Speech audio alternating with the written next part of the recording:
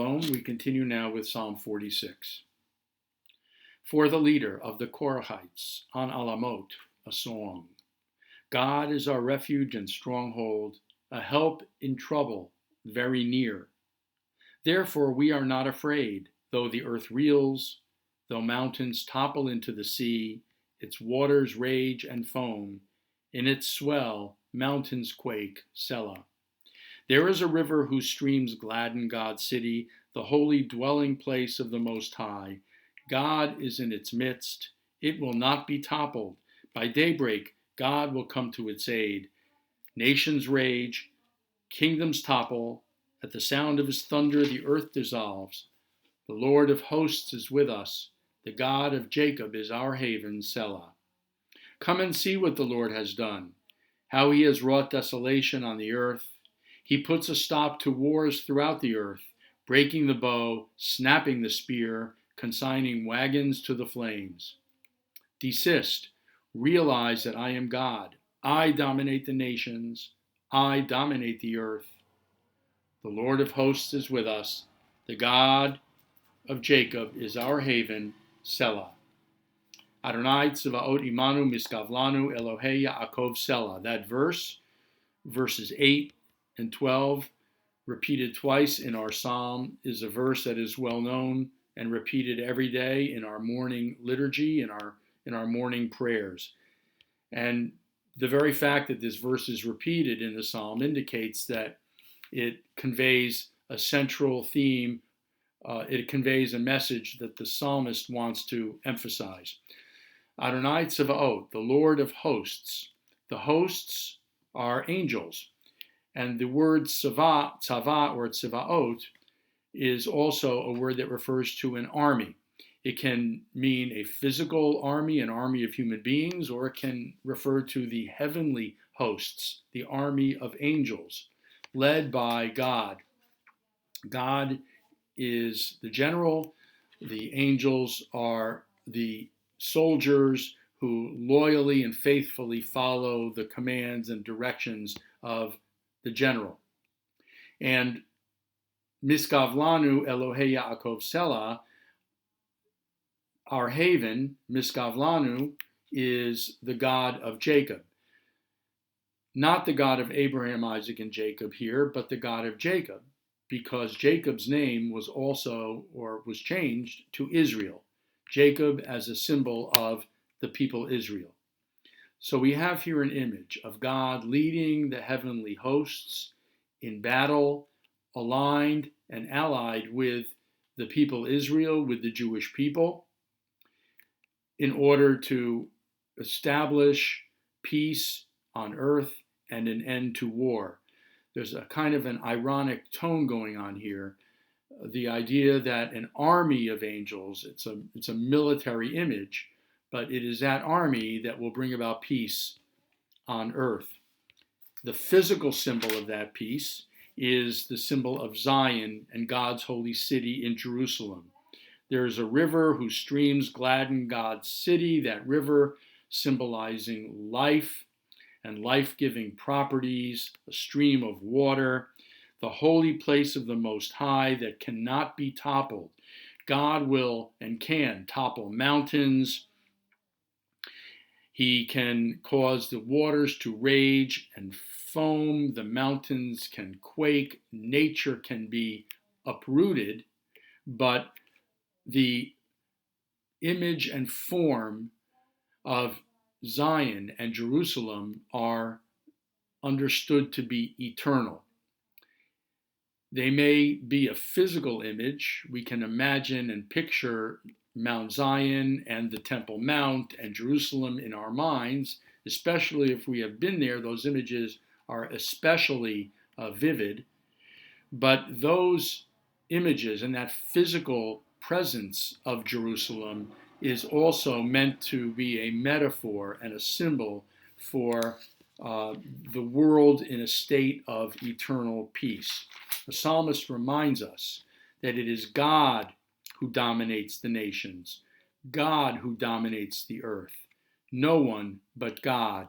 Even the leaders of our nations who may appear to be or imagine that they are so powerful, in reality, they are nothing compared to the power of God. The psalmist says that it is God who will break the bow and snap the spear of the militant nations and enemies of Israel.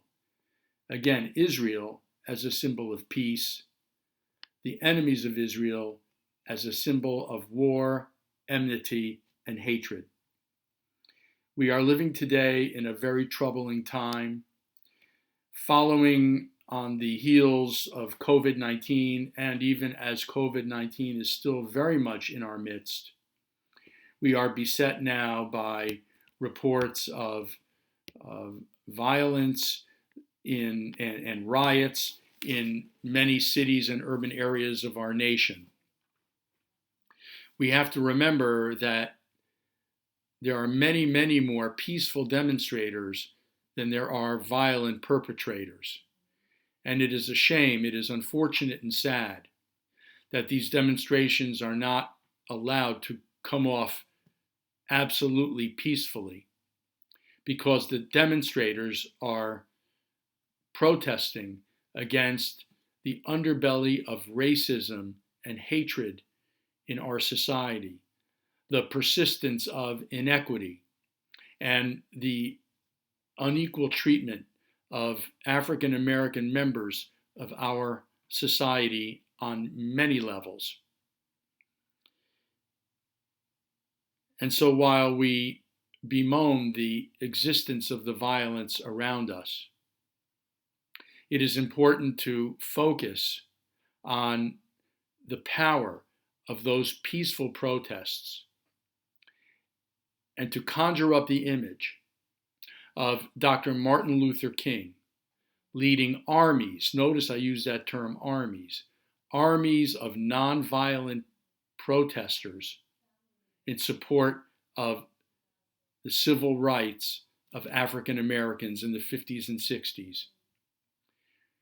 We also conjure up the image of Mahatma Gandhi, the practitioner of nonviolent resistance, who taught the world the power and the force of nonviolent protests. And we think of the armies of followers who went along in his wake to bring about change in the country of India. Mahatma Gandhi taught the world. Dr. Martin Luther King was a spiritual disciple. In today's world, we need the leadership of the disciples of Dr. King and Gandhi, who will teach us and preach about the value of nonviolent protest, and who will remind us of the importance of working towards a just society where everyone is treated along equal principles and equal standards. No nation's leader can take the place of God. No army generals, no Navy admirals, no prime ministers, no presidents have the power and authority to take and usurp the power and authority of the Holy One. But all of us, as peaceful members of society, can be like God's angels, and we can act as if we are members of God's heavenly hosts who follow the angel of peace and the general of peace to bring about a peaceful world. We pray for an end to violence. We pray for an establishment of a just and equitable society and the end of all hate and of all racism. Thank you.